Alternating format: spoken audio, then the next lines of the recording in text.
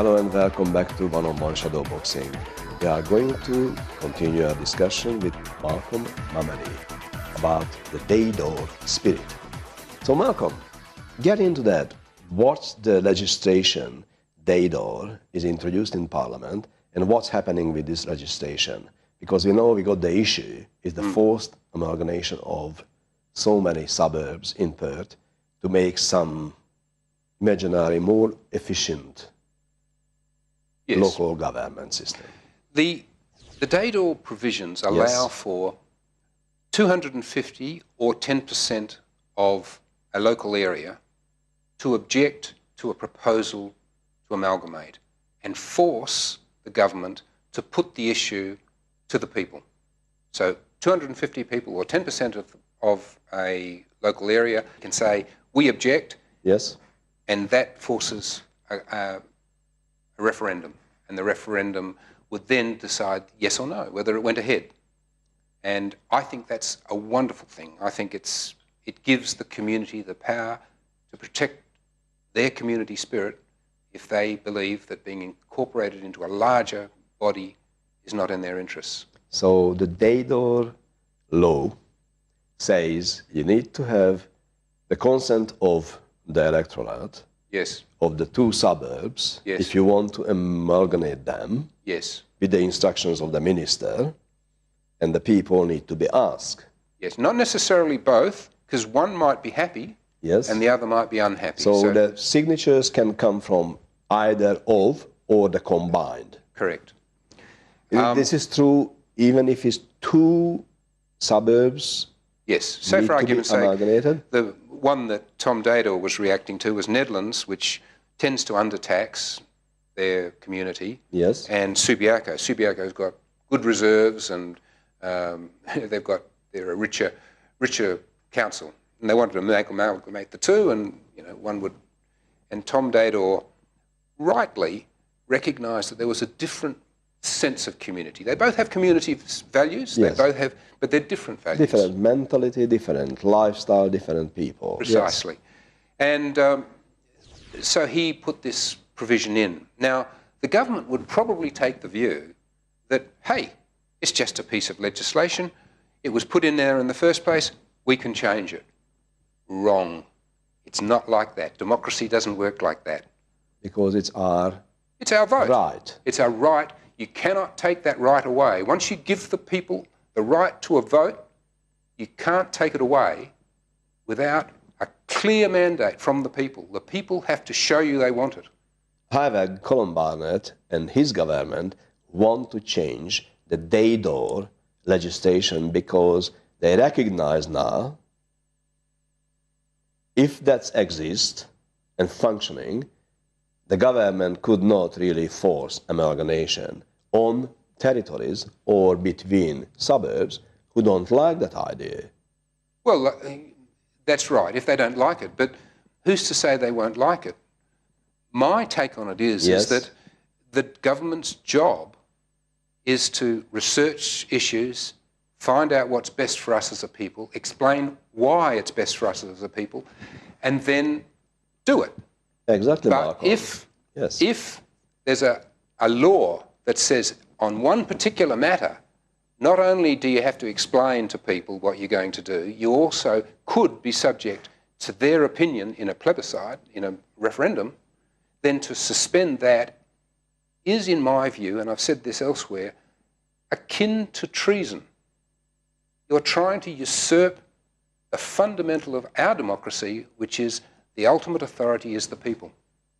And I think it's something people ought to get really annoyed about. And people, but to getting annoyed about, they have to realize that, Malcolm, they got this right in the hand. And I don't think too many of the West Australians living in the suburb today, the 1.8 million in the big Perth metro, do know much about the Day-Door law and what their rights are. So first thing is, people need to know about it. They got this right. It is not something what the government just can take off from the table because they like it, regardless of who is the premier. So What are the steps? How do you want to stop the train? Well, you're raising a much bigger and much more important issue, and that is a flaw in the way democracy has been structured. When democracy was laid out as a rule, a system to work, certainly in the English-speaking world, it was based on a world where people travelled on horses. They communicated with, at most, a few thousand people in a large town. Yes. The whole notion of the modernity, the way the world now works, they couldn't have imagined. In fact, people like Jules Verne and tried to imagine it, they didn't get how far we actually, how technology... in 50 years or 100 right. years, yes. And we've got to the point now where the layers of influence that crystallise the views of people, gradually refining them and making them. So by the time you get to someone like an Abraham Lincoln, you have crystallised values that are the essence of the view of the masses. We have developed so rapidly that we have created a system that is, in a sense, out of control because we influence with mass media. I mean, you guys don't have anything like the resources of Murdoch. But if you did, you could literally swing any election you liked, any way you liked. Now, it'd be nice if you had the right ideas, but if you happen to be a little bit... on the side, it's not good. Boy, the world could go in a wrong direction. My take on it is that... I think, Malcolm, that's what we're experiencing now these days, the world going in the wrong direction. My sense of an answer is that we have to think fundamentally differently. We have to work out what is the core of the problem.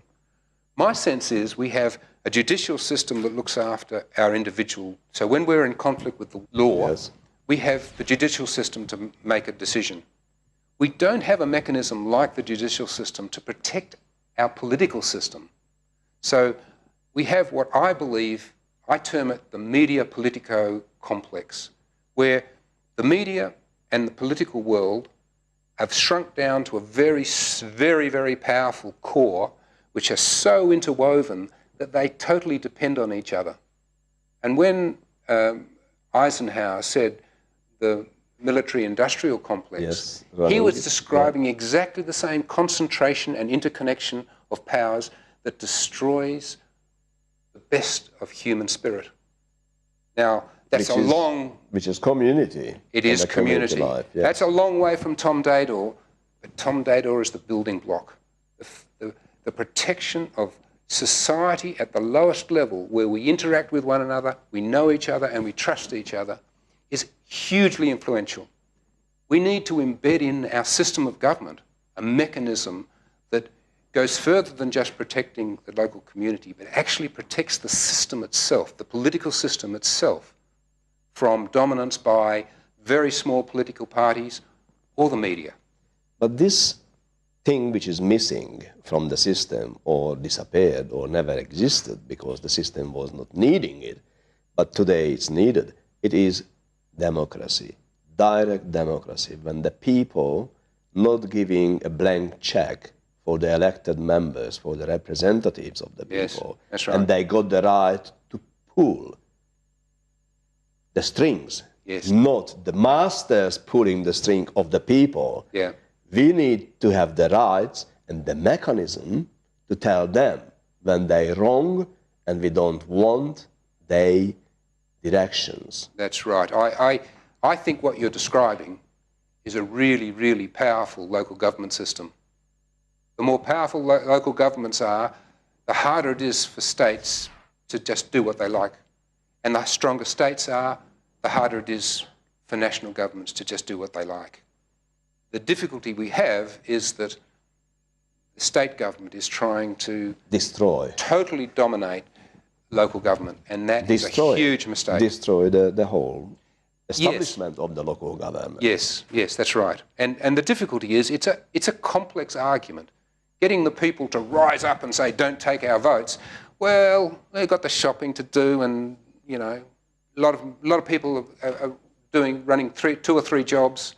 The kids are hassle. Everyone's busy. Yes. So I think the problem is that the principles that underlie all this shouldn't be so readily abrogated. For the Barnett government just to suspend the vote that protects the core of our system is ludicrous, absolutely ludicrous. But, Malcolm, they can do it if the people are not standing up. And this is the only conflict probably in the past 50 years, when the people should stand up against something which is against them. Yes, it's a hard sell, that one. It is a hard sell. So how did Daydor organization want to do the hard sell? Well, look, let's keep it in perspective. Yes? I put an ad this big into a local newspaper and said, I'm worried about this, and 80 people turned up. Out of the 80 people that turned up, 27 put their name on a list and said, look, I'm willing to be part of a working group. We got together and talked about what we really believed in and what we were willing to say as a group. Some of the things I've said today are broader than my understanding, and we've talked through those things. But what we really agreed to was just quite simple. We don't believe that whether you think amalgamations are good or bad, that the people should lose the right to have a referendum. To make a decision on that. Because it pre-exists as a right in law. And it's been there since 1975. And a government can't just take it away with a simple act of Parliament just because they have a majority right now. They need to have the support of the people to do that. So you are the Daydor organization is a movement which really just want to protect our rights to make decision based on the suggestion of the government. If the government say they would like to do these amalgamations here and there and whatever they like, that's fine. But we got the right and the duty, because we got the right, to say yea or nay. Correct. And when we could do that, then can be some suburb amalgamated, others not. It's up to the people, not up to the government. Exactly. Thank you, Malcolm, coming in to discuss this important issue. And I hope you enjoyed this program. And don't forget, next week, same time, same channel, one-on-one shadowboxing.